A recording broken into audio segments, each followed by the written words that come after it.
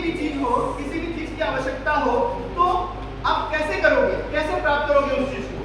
वह कैसे प्राप्त करोगे? उसका माध्यम क्या है? तो उसका माध्यम है भाषा, क्योंकि भाषा के माध्यम से ही आप किसी चीज को प्राप्त कर सकते हैं। आपके मन में जो विचार उत्पन्न हुआ है उसको आप बखान कर सकते हैं लोगों के समक्ष, उसको आप बयां कर सकते हैं लोगों के समक्ष। इस प्रकार से हम भाषा के तौर तरीकों का इस्तेमाल कर सकते हैं अपने जीवन में, क्योंकि हमारे जीवन में भाषा का बहुत बड़ा योगदान है, और अगर हमारे जीवन में भाषा नहीं है तो कुछ भी नहीं है। और हम जानते हैं कि साधारणतः भाषा जो है उसके दो रूप माने गए हैं, एक है मौखिक भाषा और एक है लिखित भाषा। मौखिक भाषा क्या होता है? मौखिक भाषा वो होता है जिसके द्वारा हम अपने मुख से उच्चारित करते हैं, जिसके द्वारा हम मुख से बोलकर कहते हैं किसी भी चीज को। अगर किसी चीज को कहना हो तो उच्चारित ध्वनि के अनुसार, ध्वनि के अनुसार, यानी कि हम अपने मुख से कोई भी अगर चीज कह दे तो वह मौखिक भाषा के अंतर्गत जाती है। जैसे पकड़ सकते हैं हम एग्जाम्पल के तौर पर, उदाहरण के तौर पर हम पकड़ सकते हैं रेडियो। राइट, क्योंकि रेडियो में क्या होता है? आवाजें आती है। राइट, दूरदर्शन में समाचार हम लोग देखते हैं। राइट, टीवी में हम लोग देखते हैं, तो टीवी में क्या है? टीवी से आवाज निकलती है, यानी कि वो क्या है? मौखिक भाषा का मौखिक तरीका है, इसी मौखिक उदाहरण है, मौखिक रूप है। अब हम बात करें कि और एक रूप कौन सा है, तो दूसरा रूप है लिखित, क्योंकि भाषा के दो ही रूप है, ऑलरेडी मैंने बता दिया है आप सभी को, एक है मौखिक भाषा और एक है लिखित भाषा। मौखिक भाषा क्या होता है आप सभी इससे अवगत हो चुके हैं। अब चलते हैं लिखित भाषा की ओर। तो लिखित भाषा क्या है? किसी भी चीज को हम लिखकर बयां करें तो वह लिखित भाषा कहलाती है। कैसे? एज फॉर एग्जाम्पल, उदाहरण के तौर पर हम जान सकते हैं, समझ सकते हैं, जैसे मान लीजिए कि समाचार पत्र, इसमें क्या होता है? लिखी हुई चीज हमें प्राप्त होती है।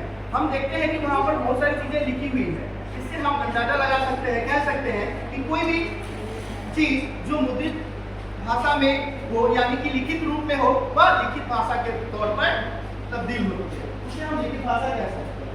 तो अब हम आते हैं लिपि की ओर। नेक्स्ट है हमारा टॉपिक लिपि। लिपि क्या है? लिपि तो वह है जो भाषा का लिखित चिन्ह है। भाषा को लिखने के लिए जिस रूप का इस्तेमाल करते हैं, जिस चिन्ह का इस्तेमाल करते हैं, वह है लिपि। लिपि के तौर पर आप लोगों को पता है कि हम लोग स्वरवर्ण का इस्तेमाल करते हैं, ABCD अल्फाबेट लेटर्स का इस्तेमाल करते हैं। ये सब क्या है? लिपि ही तो है, क्योंकि लिपि मतलब क्या?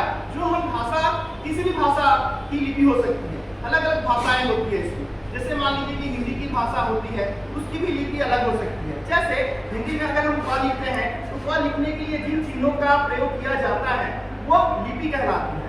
जैसे हिंदी की लिपि हमारी देवनागरी है, अंग्रेजी की भी लिपि होती है। अंग्रेजी की लिपि अगर हम बात करें तो अंग्रेजी की लिपि होती है रोमन। ठीक उसी प्रकार पंजाबी की हम बात करें, पंजाबी भी एक भाषा है। राइट, तो पंजाबी की भी एक लिपि होती है जिसका नाम है गुरुमुख। ठीक उसी प्रकार विभिन्न प्रकार की भाषाएं होती है और सबकी अपनी अपनी एक लिपि होती है। लेकिन ध्यान रखिएगा कि लिपि मतलब वह जिसमें चिन्हों की आवश्यकता हो। लिपि वह है जिसमें चिन्हों की जरूरत हुई है, जिसमें चिन्हों की आवश्यकता हुई है वही लिपि है, क्योंकि बिना चिन्ह के कोई वर्ण की रचना नहीं कर सकता है। इसलिए लिपि हमारे लिए बहुत ही इंपॉर्टेंट और महत्वपूर्ण है। उसके बाद हम जाएंगे व्याकरण की ओर कि आखिर व्याकरण क्या है। तो व्याकरण जनरली क्या होता है? व्याकरण तो वह शास्त्र है जिसके द्वारा हम शुद्ध रूप में बोलना, सीखना, लिखना, पढ़ना आदि सीखते हैं। राइट, क्योंकि व्याकरण के बिना हमारी हिंदी जो है अधूरी है। कोई भी भाषा जो है उसमें व्याकरण अगर ना रहे तो वह अधूरी मानी जाती है। बिकॉज क्यों? ये सब आप सभी को पता है। एज फॉर एग्जाम्पल हम यहाँ पर आप सभी के सामने बोलेंगे, यहाँ पर ध्यान दीजिए।